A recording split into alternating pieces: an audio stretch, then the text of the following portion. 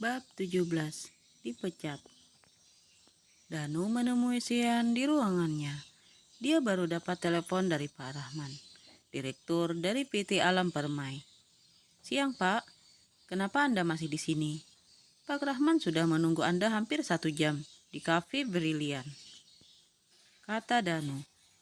"Dia menungguku. Bukankah meetingnya dibatalkan?" Sian mengernyit bingung. Rain baru saja mengabarkan jika meetingnya batal. Tapi kenapa Pak Rahman menunggu? Sepertinya ada miskom di sini. Tapi sekretaris beliau baru mengabari saya jika Pak Rahman menunggu Anda di sana. Sebentar, saya hubungi sekretarisnya lagi. Danu segera mengambil ponselnya untuk menelepon Sima, sekretaris Rahman. Dia menanyakan perihal pembatalan meeting. Tapi menurut Sima, Pak Rahman tak pernah membatalkan meetingnya. Sean segera memanggil Rain ke ruangannya. "Apa maksud kamu? Bilang jika Pak Rahman dari PT Alam Permai membatalkan meeting siang ini," tanya Sean dengan nada tinggi. "Ini proyek besar. Bagaimana bisa terjadi kesalahan fatal seperti ini?" "Benar, Pak. Sekretarisnya yang bernama Sima menelpon saya. Dia bilang meeting siang ini dibatalkan," Rain menjelaskan. "Pagi tadi dia mendapatkan telepon dari seseorang yang bernama Sima. Dia memberitahukan bahwa meeting siang ini dibatalkan dengan alasan Pak Rahman sedang sakit." "Apa kau yakin?" bentak Sean. "Kalau memang benar, kenapa mereka menungguku di kafe Brilian siang ini?" Sean tak bisa menahan emosinya lagi. Menurutnya Rain sudah sangat ceroboh. Bisa-bisa menginformasikan sesuatu yang salah. Tetapi cepat, siapkan berkasnya sekarang juga, potong Sean. Untung saja mereka berbaik hati mau menunggu kita. Baik, Pak." Rain segera menyiapkan berkas-berkasnya dan berangkat bersama Sean ke Kafe Brilian. Sepanjang perjalanan, mereka hanya diam. Sean masih sangat kecewa dengan pekerjaan Rain yang sembrono. Beruntung Pak Rahman orang yang sabar. Dia tak mempermasalahkan adanya miskomunikasi yang menyebabkan dia menunggu hampir 2 jam. Padahal untuk pengusaha sepertinya, waktu 2 jam bisa menghasilkan banyak uang. Bukan malah dibuang sia-sia untuk menunggu yang gak jelas. Tapi apapun itu, meeting tetap berjalan lancar dan mereka mencapai kesepakatan bisnis. Berkali-kali, Sean meminta maaf karena telah membuat bos besar itu menunggu lama. "Terima kasih, Pak." Sean menjabat tangan Rahman sebagai tanda kesepakatan. "Besok, biar saya yang datang ke kantor Anda untuk menyerahkan dan menandatangani perjanjian kerjasamanya." Sean masih merasa tak enak karena membuat Rahman menunggu. Oleh karena itu, dia memilih datang ke kantor Rahman besok. "Baik, Pak Sean, saya tunggu kedatangannya besok. Sekali lagi, saya minta maaf karena keteledoran sekretaris saya. Anda jadi membuang waktu Anda." Sean melirik Rain dengan mata tajamnya. "Sudahlah, Pak. Yang penting semuanya berjalan dengan lancar," jawab Rahman sambil menepuk pelan lengan Sean. Rain merasa lega karena walaupun terjadi kesalahpahaman, tapi tetap terjadi kesepakatan kerja. Setelah Pak Rahman pergi, Sean menjatuhkan bobot tubuhnya di kursi sambil menyandarkan punggung. Dia membuang napas kasar sambil menatap Rain tajam.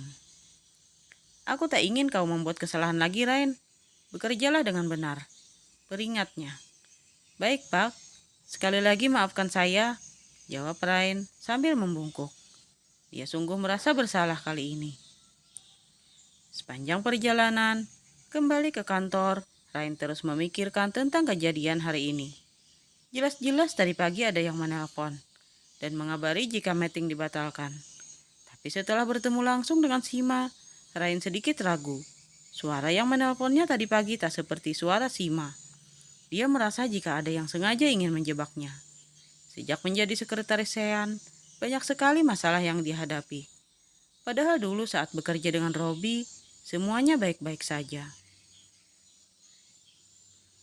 Ryan sudah mempersiapkan perjanjian kerjasama yang akan dibawanya bersama Sean ke PT Alam Permai.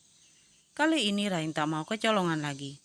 Dia sadar jika ada orang yang tidak menyukainya dan ingin menyingkirkannya. Oleh sebab itu, dia sengaja berangkat pagi-pagi dan mengecek semuanya lagi. Tok tok tok, masuk, sahut Sean dari dalam ruangannya. Pagi Pak, semuanya sudah saya siapkan. Kita bisa berangkat sekarang, kata Ryan sambil membawa berkas di tangannya. Untuk beberapa saat, Sean menatap Ryan tanpa berkedip. Gadis itu terlihat sangat cantik pagi ini. Apa gadis ini sengaja dandan cantik pagi ini karena ingin bertemu Pak Rahman? Jangan-jangan dia mau menarik perhatian Pak Rahman, gumam Sean dalam hati. Pak, Ryan memanggil sekali lagi karena bosnya itu tak menyahuti. Baiklah, tunggu sebentar. Sean segera mematikan laptopnya dan berangkat bersama Ryan. Di dalam mobil, Sean terus mencuri pandangan ke arah Ryan. Pikirannya tiba-tiba kacau karena memikirkan Ryan. Ryan menyadari jika Sean memperhatikannya. Perasaannya jadi tidak tenang. Apa ada yang salah dengan penampilan saya, Pak? Sepertinya dari tadi Bapak melirik ke arah saya. Sial, ketahuan, batin Sean. Pagi ini kau terlihat sangat cantik. Apa karena ingin bertemu Pak Rahman? Selidik Sean. Sebenarnya Ryan sedikit tersinggung dengan kata-kata Sean, tapi dia mencoba sabar. Setiap hari saya seperti ini, mungkin karena saya baru menjadi sekretaris Anda, jadi Anda tidak hafal dengan penampilan saya sehari-hari, sangkal Ryan. Sean tak lagi menanggapi, dia memilih sibuk dengan ponselnya agar perhatiannya pada Ryan teralihkan. Setelah hampir 1 jam, mereka tiba di kantor Pak Rahman. Ryan segera menyerahkan berkas yang akan mereka berdua tanda tangani. Pak Rahman membaca sekilas, dia merasa ada yang aneh dengan perjanjian kerjasama itu. Melihat ekspresi Pak Rahman, Sean segera meraih surat kerjasama miliknya dan membacanya dengan teliti. Tadi dia memang tak membacanya dulu, karena sudah percaya pada Ryan. Tak mungkin kali ini Ryan membuat kesalahan lagi. Mata Sean membulat sempurna. Ternyata dugaannya salah. Kali ini Ryan sudah membuat kesalahan yang sangat fatal. Dirinya melirik Ryan sambil mengepalkan tangannya kuat. Maaf, Fak. Sepertinya ada kesalahan di surat perjanjian ini. Kami akan merevisinya.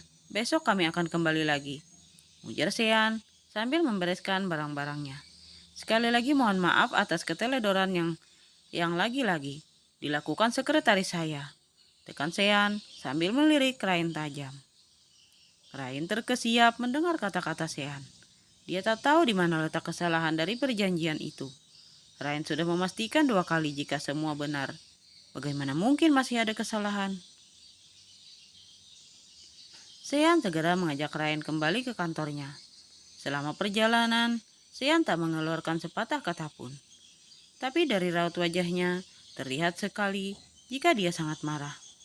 Sesampainya di ruangannya, Sean langsung melempar surat perjanjian kerjasama itu ke wajah Ryan hingga membuat gadis itu terkesiap. Apa begini caramu bekerja? Teriak Sean. Hampir saja perusahaan rugi besar karenamu. Apa kau sengaja ingin membuatku bangkrut? Lanjutnya, wajahnya merah padam dengan napas naik turun. Kali ini, Sean tak bisa lagi mentoleransi kesalahan yang dibuat Ryan. Ryan yang tak paham di mana letak kesalahannya, segera mengambil berkas itu dan membacanya. Dia terbelalak sambil menutup mulutnya dengan sebelah tangan, saking kagetnya. Bagaimana mungkin dia sampai salah menuliskan poin-poin di sana yang sangat merugikan perusahaan. Hampir saja perusahaan rugi besar karenanya. Apakah sudah tahu kesalahanmu? Bentak Sean. Maaf Pak, tapi saya sudah memeriksanya 2 kali. Setelah di-print, saya juga membacanya. Semuanya benar Pak, tak seperti ini. Ini beda dengan perjanjian yang saya print tadi pagi. Ryan merasa jika kali ini ada orang yang lagi-lagi ingin mensabotasi pekerjaannya. Terus, menurutmu, Surat perjanjian itu bisa berubah sendiri. Maaf Pak, sepertinya ada yang ingin menjatuhkan saya. Brak. Sian menggebrak meja kuat-kuat hingga kopi yang ada di atasnya tumpah. Setelah kau membuat kesalahan, kau ingin mencari kambing hitam sekarang. Berhenti, Rain. Berhenti menyalahkan orang lain. Harusnya kamu itu introspeksi diri. Tidak, Pak. Bukan begitu maksud saya. Sepertinya aku salah telah mengangkatmu menjadi sekretarisku. Kau hanya cantik saja, tapi otakmu kosong. Maki Sean sambil mengetuk-ngetuk kepalanya dengan telunjuk. Aku tak tahu apa yang kau lakukan pada Robi hingga dia sangat memuji kinerjamu. Mungkin kau sudah melemparkan tubuhmu padanya hingga dia sangat memujimu. Ryan mengepalkan telapak tangannya. Tak masalah dihina bodoh, tapi dituduh melemparkan tubuhnya pada Robi itu sungguh tidak benar. Hatinya sangat sakit hingga matanya mulai berkaca-kaca. Sepertinya kau memang tak cocok kerja kantoran. Kau hanya cocok menjadi jelek. Ucapan itu bagai belati tajam yang langsung menusuk jantung Ryan. Sakit sekali, hingga dadanya terasa sesak. Dia tak bisa lagi menahan air matanya untuk tidak jatuh.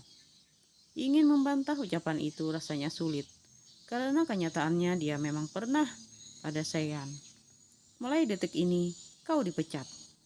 Tanpa sepatah kata pun, Ryan segera keluar dan mengemasi barang-barangnya. Dipecat memang menyedihkan, tapi penghinaan Sean lebih menyakitkan baginya. Kau kenapa, Ryan? Kenapa mengemasi barang-barangmu? Tanya Lisna, pura-pura care. Padahal dia tahu, Ryan dipecat karena Lisna menguping sejak tadi.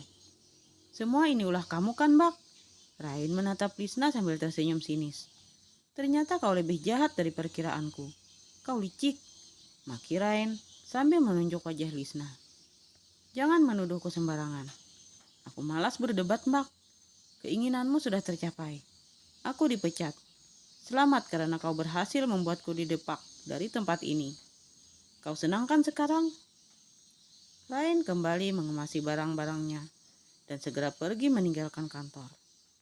Bersambung.